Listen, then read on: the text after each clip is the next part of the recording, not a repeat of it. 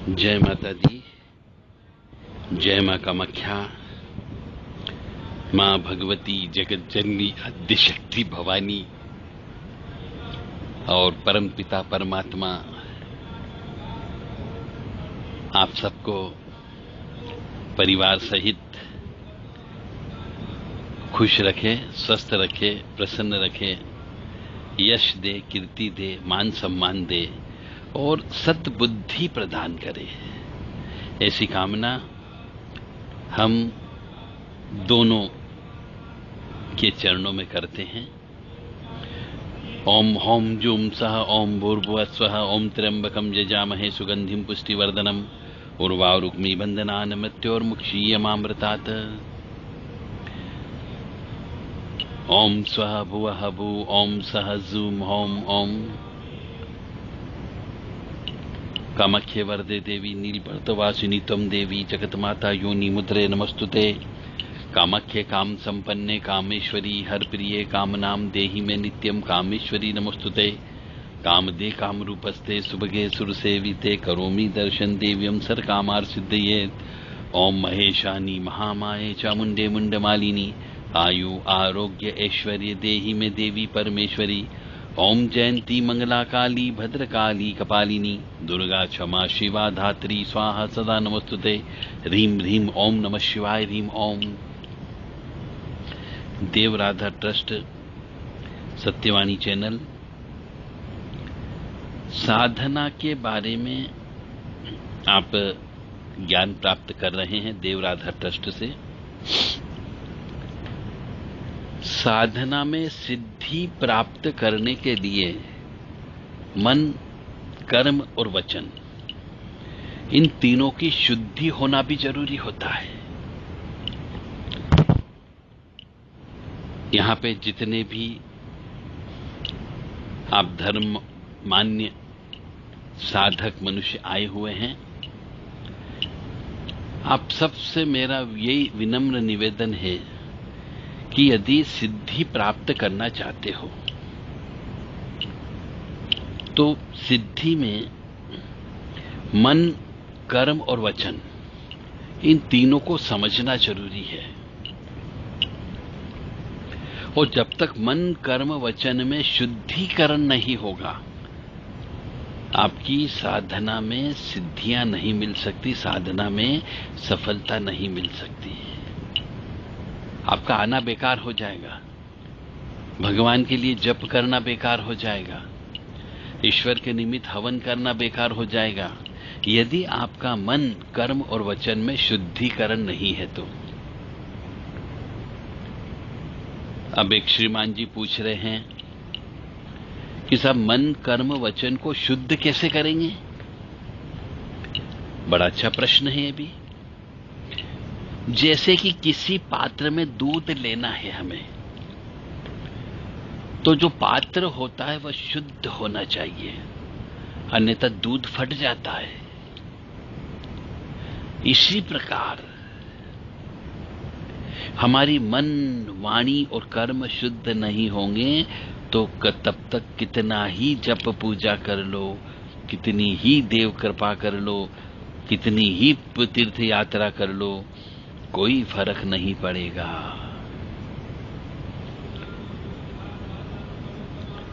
क्योंकि हम जिस शक्ति को साधते हैं वह बहुत पवित्र चीज है। देव कृपा ऐसे ही थोड़ी प्राप्त हो जाएगी। देव कृपा प्राप्त करने के लिए ये जो शरीर रूपी पात्र है, इसको शुद्ध करो, आत्मा को पवित्र करो, बच्चे जैसी आत्मा लेकर के आओ, पाक साफ जिसको हम कहते हैं। क्योंकि देव का मतलब ही या देवता का मतलब ही है कि वह पवित्र शक्ति है, वह तो कल्याण करने के लिए आती है। आप बुला रहे हो तो अपने स्वार्थ के लिए मत बुलाओ, कल्याण करने के लिए बुला रहे हो, ये मन में संकल्प लो कि यदि आपकी कृपा मेरे ऊपर हो जाती है तो मैं इसका परोपकार में प्रयोग करूंगा। बहुत से मनुष्य कहते साहब मैं तो अपनी आत्मा की उन्नति के लिए कर रहा हूं, तो परीक्षा और तगड़ी होती है आत्मा की उन्नति के नाम पर। तो परंतु यदि आप ये कहेंगे कि मैं संकल्प ले रहा हूं कि आप यदि आते तो मैं परोपकार में प्रयोग करूंगा, तो वो सिद्धियां जल्दी प्राप्त होती है।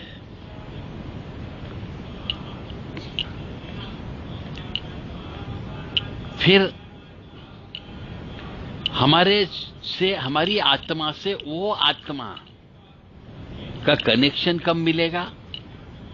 जब हम अपने इस शरीर में, जब हम अपने इस घर में इलेक्ट्रिसिटी का कनेक्शन तो पहले तार तो डाल दें, मकान बन जाए, उसमें इलेक्ट्रिसिटी का वायरिंग डल जाए, फिर अपन एप्लीकेशन लगाते हैं इलेक्ट्रिसिटी डिपार्टमेंट में कि हम आकर के कनेक्शन लगा दो, हमने लाइट फिट कर दी। तो हमारे इस शरीर में वह शक्ति का संचार तभी होगा जब हमारा तन और मन शुद्ध होगा। यानी अपने शरीर में खिले पिले नहीं होनी चाहिए, इस शरीर से पाप कर्म किया हुआ नहीं होना चाहिए। अब कहेंगे साहब कौन कौन से पाप कर्म होते हैं? हर प्रश्न के पीछे एक और प्रश्न जुड़ा हुआ होता है। अब कहेंगे साहब हमें तो मालूम ही नहीं पाप कर्म क्या होते हैं। अब आपके माता पिता ने, आपके पेरेंट्स ने, आपके गुरु ने यदि ये नहीं बताया कि पाप कर्म क्या होता है, तो फिर आपको साधना में सफलता कैसे मिलेगी? इसका ज्ञान होना तो सख्त आवश्यक है कि कौन कौन से चीज में पाप कर्म होता है। अब आपने जाने अनजाने में न जाने कितने पाप कर्म कर लिए। मनुष्य है, आप सब लोग जितने भी यहां आकर के बैठे हैं सब जवान हैं। अब जवान है तो आपने जवानी के पाप कर्म भी किए होंगे, खाने पीने के भी पाप कर्म किए होंगे, किसी को भला बुरा कहने वाले पाप कर्म भी किए होंगे, मन से भी पाप कर्म किया होगा, तन से भी पाप कर्म किया होगा, वाणी से भी पाप कर्म किया होगा। क्योंकि आप कोई कमरे में बंद होकर के तो नहीं बैठे, आप सब लोगों ने डिग्री लेकर के आए हो, आप सब लोग कम से कम ग्रेजुएट तो पढ़े लिखे हो ना।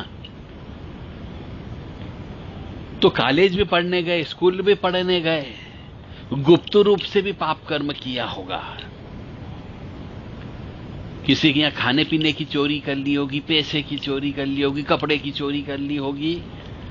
ये मन के विकार उत्पन्न हो गए हैं। किसी को पर नाहक बिना वजह क्रोध भी कर लिया होगा, काम इच्छा, सेक्स की इच्छा भी उत्पन्न हो गई होगी, तो आपने आंख बंद करके मनी मन में हाथ भी लगा दिया होगा, तो ये भी पाप कर्म है। मन से भी पाप कर्म होता है, उसके फोटो भी चित्रगुप्त जी खींचते हैं जो मन से पाप कर्म होते हैं, उनका भी प्रायश्चित कर्म करना होता है। तो मन कर्म वचन तीनों को शुद्ध करना होगा, तब जाकर के वो शक्ति आपके पास आती है। यानी आपको एक बच्चे के माफिक बनना होगा, क्रोध को त्यागना होगा। जब किसी भी जीव के लिए बुरा न सोचो, पहली बात, किसी भी जीव के लिए बुरा मत बोलो, और किसी को भी अपने मुख से कटु वचन बिल्कुल मत बोलो। किसी भी जीव आत्मा के लिए अहित मत सोचो और उसका नुकसान भी मत करो। अब आप ये 4-5 चीजें जो मैंने बताई है, अपने अपनी आत्मा में झांक करके देखो कि जब से आपने कॉन्शियस अवस्था में आप आए हो, 10 साल के, 12 साल के, क्योंकि 10-12 साल तक तो एक बच्चा रहता है, उछल कूद करता रहता है, उसे मालूम ही नहीं होता है कि वो कौन से पाप कर्म कर गया। परंतु 10-12 साल के बाद में जब दाढ़ी बाल आने लगते हैं, जब लड़की मासिक धर्म से हो जाती है, तो वो धीरे धीरे चेतना अवस्था में आती है, और जब चेतना अवस्था में आती है तब उसे उतना तो याद रहता कि मैंने पाप कर्म किया। तो किसी भी जीव के लिए, यानी भाई बहन, आस पड़ोस, यार दोस्त, कुत्ता, बिल्ली, गाय, इनके लिए कभी किसी के लिए बुरा नहीं सोचा? किसी भी जीव के लिए बुरा मत बोलो, किसी भी जीव को कटु वचन तो नहीं बोले, किसी भी जीव का अहित तो नहीं किया, और किसी भी जीव का नुकसान तो नहीं किया। और यदि किया है तो इन सबका पापों का प्रायश्चित करो। अब आप कहेंगे, फिर प्रश्न उत्पन्न होता है कि पापों का प्रायश्चित कैसे करें? तो जब कोई भी साधना करते हैं तो साधना करने के पहले अपने द्वारा जाने अनजाने में किए गए पाप कर्म, यानी हत्या हो गई बहुत से जीवात्माओं की, उसके लिए श्राद्ध कर्म करो। तीर्थ यात्रा पर जाओ, वहां पे जाके के पिंडदान तर्पण करो और अपने किए गए ज्ञात अज्ञात पाप कर्मों का माफी मांगो। तो पहले आपने क्या पाप कर्म किया होगा कि किसी भी जीव के लिए यदि बुरा सोचा है तो आपकी आत्मा खराब हो गई, किसी भी जीव के लिए बुरा बोल दिया तो भी आपकी आत्मा खराब हो गई, किसी भी जीव के लिए आपने कटु वचन बोल दिए तो भी कष्ट की प्राप्ति हो गई, और किसी भी जीव का अहित कर दिया, नुकसान कर दिया तो भी पाप कर्म हो गया। यानी इनका नियंत्रण कर लोगे। अब आगे, अभी तक जो हो गया उसके लिए तो प्रायश्चित कर्म मैं करवाऊंगा, परंतु यदि किसी चीज के लिए ये नियम का पालन करना होगा आपको, तो आपका मन कर्म वचन शुद्ध बनेगा। अब बताइए, हाथ उठाइए, इसमें से आप में से कितने जने हैं जिनने किसी को कभी भी कड़वा वचन नहीं बोला हो, कभी किसी जीव के लिए बुरा नहीं किया हो, कभी किसी जीव के लिए बुरा नहीं सोचा हो, कभी किसी भी जीवात्मा का अहित नहीं किया हो? एक भी हाथ नहीं उठ रहा है। इसका मतलब क्या? आप सब ने पाप कर्म किए। अब आप पाप कर्म का प्रायश्चित किए बिना यदि आप जप तप में लग जाओगे तो वो आत्माएं जो आपके द्वारा अहित हो गई, जिनकी आपकी वजह से हाय या बद्दुआ निकली है, वो हाय बद्दुआ आपकी साधना में रुकावटें लाने का काम करेगी। ये तो इस जन्म की बात कर रहे हैं हम, पिछले जन्म के भी पाप कर्म हैं आपके। यदि आपकी जन्म पत्रिका में लग्न का जो चार्ट होता है, उस लग्न चार्ट के अनुसार यदि छठे भाव में, आठवें भाव में और 12वें भाव में ग्रह बैठे हुए हों कोई न कोई, तो भी पाप कर्म माने गए हैं।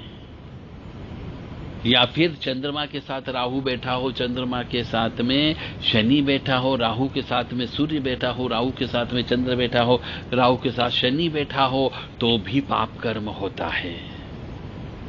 तो पहले वो पाप कर्मों का प्रायश्चित करो, फिर साधना में उतरना चाहिए। तो यहां पर आए हुए सभी गणमान्य नागरिकों से मेरा विनम्र निवेदन है कि यहां से जो आप सीख करके जा रहे हो, एक एक चीज नोट करके उन सबका प्रायश्चित कर्म करोगे।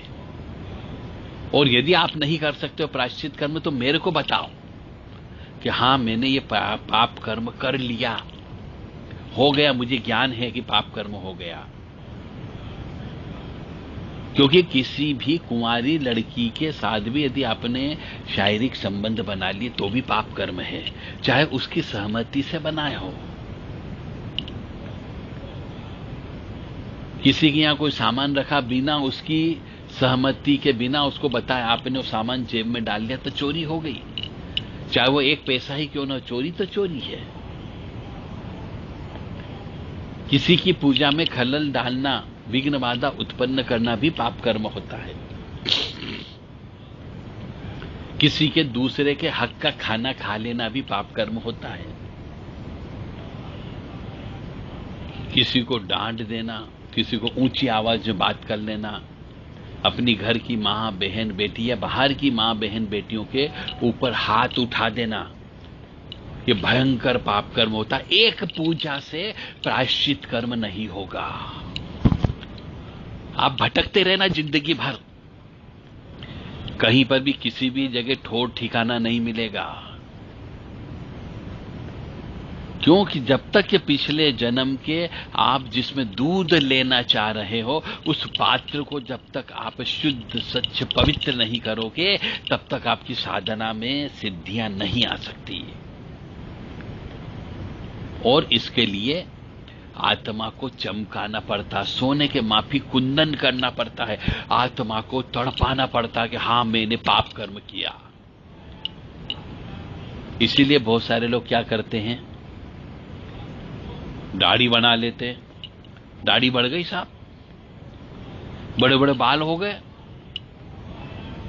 तो अब जप भी करते हो, तप भी करते हो, दाढ़ी बाल भी बढ़ा लेते हो, तो चेहरे पर चमक आ जाती है, यानी कि ईश्वर की कृपा मिलने लगती। क्योंकि दाढ़ी बढ़ाना भी अपने आप में पापों का प्रायश्चित है। बाल बढ़ाना सिर के, ये भी अपने आप में प्रायश्चित कर्म है। मतलब आपको आम जो व्यक्ति जीता है उससे अलग हट करके रहना है, तो पापों का प्रायश्चित हो जाएगा। जैसे आम व्यक्ति जूते चप्पल पहनता है, आपको जूते चप्पल नहीं पहनना है, पापों का प्रायश्चित करो।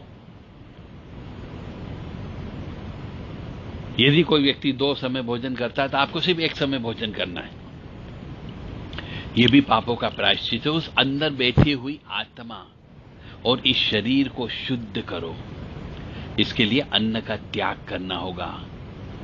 गर्म चीज जो भोजन में आती है, जिससे शुक्राणु बनते हैं, शरीर के अंदर कामाग्नि बढ़ती है, उन चीजों का त्याग करना होगा, तब जाकर के आप प्रायश्चित कर्म कर पाओगे। तो इस तरीके से आप जब तक अपने मन कर्म वचन को शुद्ध नहीं करोगे, यानी इस शरीर को, इस घट पिंड के को, शरीर के साथ में जुड़ा हुआ मन और मन के साथ जुड़ी हुई आत्मा, तीनों को जब तक शुद्ध नहीं करोगे, आप लाखों करोड़ों जप कर लेना, कुछ भी नहीं होने वाला है। मां भगवती जगत जननी आप सब साधकों को सद्बुद्धि प्रदान करें और सब अपने अपने पाप कर्म लिखो कि हां मैंने ये पाप कर्म किया। ये माता से ऊंची आवाज में बात की, पिताजी से ऊंची आवाज में बात करी, भाई से ऊंची आवाज में बात करी, बहन बेटियों से ऊंची आवाज में बात करी। मैंने पैसा हड़पने की कोशिश करी, भाई का पैसा हड़पने की कोशिश करी, किसी के ऊपर तंत्र विद्या करवाई, मैंने वशीकरण करने के लिए प्रयास किया। तो ये सब पाप कर्म होते हैं। तो जब तक पापों का प्रायश्चित नहीं होगा, आपकी साधना सफलता नहीं मिलेगी। अब लोग कहते साहब 8 दिन की साधना में हमें क्या मिल जाएगा?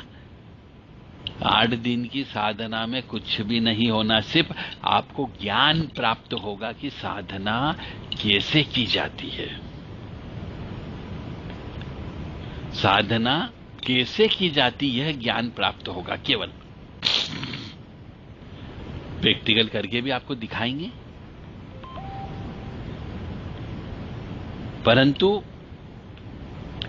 आपको पहले अपने आप के अंदर, अपने इस आत्मा के अंदर झांक करके देखना है, दिल में झांक करके देखना है कि मैंने कितने पाप कर्म किए। जय माता दी, जय मां कामाख्या। और पापों का नाश करने के लिए ईश्वर का नाम लेते रहा करो। दुर्गति नाशिनी दुर्गा जय जय, काल विनाशिनी काली जय जय, उमा रमा ब्रह्माणी जय जय, सीता राधा रुक्मणी जय जय। इसको बोलते रहो, इससे भी पापों का नाश होता है।